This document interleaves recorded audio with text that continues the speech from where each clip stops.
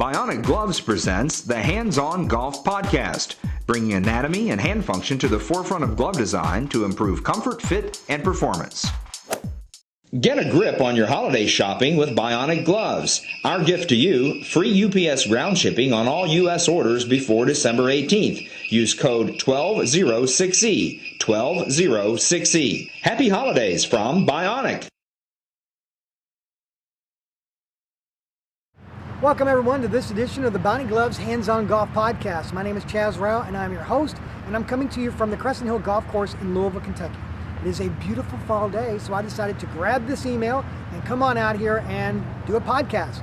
So let's get right into this email, and it comes in from Jay from East Brunswick, New Jersey, and he says, Chaz, when I hit the ball or try to hit the ball on my practice swings, they're perfect. But then when I actually try to hit the ball, most of the time I chunk it or I'll top it off. So what can you do to help me? Well, I'm with you the whole way. I've done the same thing many a time, and my friends have looked at me and they pointed their fingers and snickered. So I can't help you, but I do have a PGA Pro by the name of Barry Bonifield, who's here at Crescent Hill Golf Course in Louisville, Kentucky, that can help you. So we're going to join him on the course here in just a few minutes to answer this question. And remember, just for submitting this, Jay, you get the official Bionic glove. It's that easy. You submit a story idea, a question, and we use it, you get it. So if anyone out there has a suggestion, please send it to podcast@bionicgloves.com. And if we use it, you'll get a lovely glove. It's that easy. And we've got 24 countries downloading, so let's get more and more from around the world. So thank you all very much for subscribing. Tell your buddies on the golf course about it, and let's go join Barry on the golf course to help perfect our swing.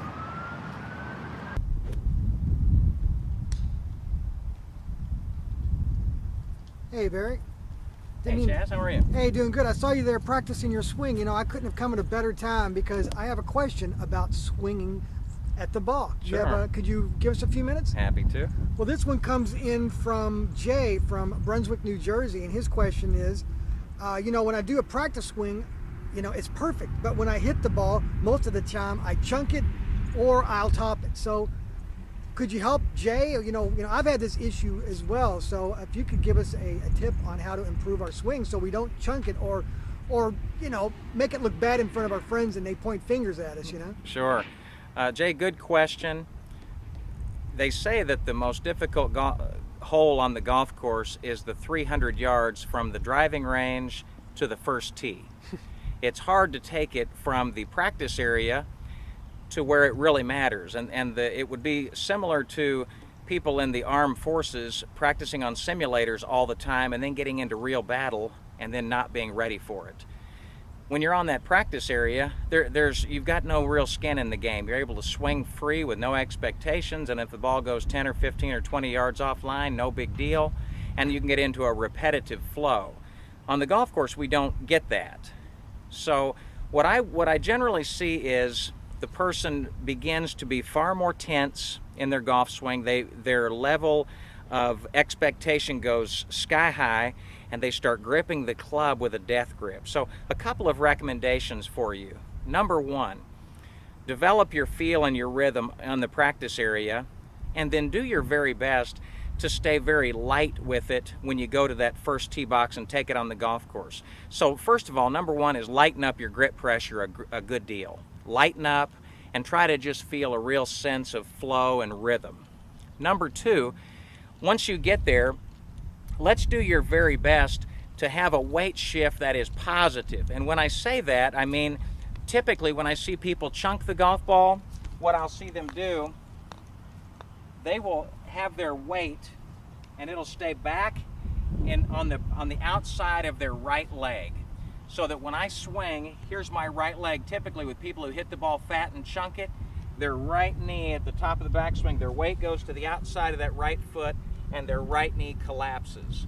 You want to be sure when you take that backswing, your right knee doesn't go anywhere. You want that leg to stay very straight.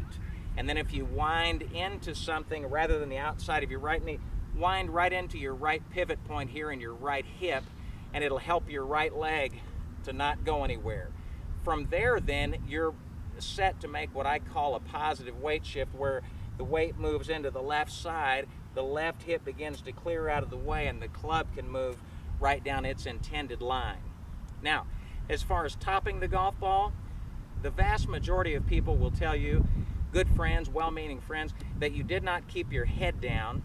And what I typically take a little different stance, and that is, when you take your posture, I want you to sit back into your posture, no squatting, but sit back into it, bend forward from the waist, and then once you've established this angle where the club is behind the ball, you want to maintain this amount of bend. In other words, you can't stand up like this, because now I'm straight up and down and you can't recover that. That's when you'll top it. You've got to stay at that same level. See, I'm right here at the same place. The club can then recover and I can hit the ball solidly. So I can rotate around this angle and swing back and through at that same place.